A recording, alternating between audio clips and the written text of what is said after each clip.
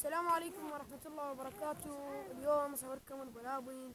عندي طيور الحب، وعندي وجاوه، وعندي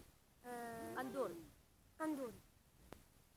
يعني بس أشوف شنو الزين بيهن. شنو الزين بيهن؟ زين عندنا هذا القندور يشبه البغبغاء. اي، واسرع شوي بعد صغير راح يحكي هسه شوي. وهذا ما يسمونه هذا ابو حلق الاحمر ياكل طماطم. جاوه. الجاوه هذا شوف هاي تحياتي. هاي للجاوه. هاي طيور الحب كلها اصليه موت تفكها وترجع.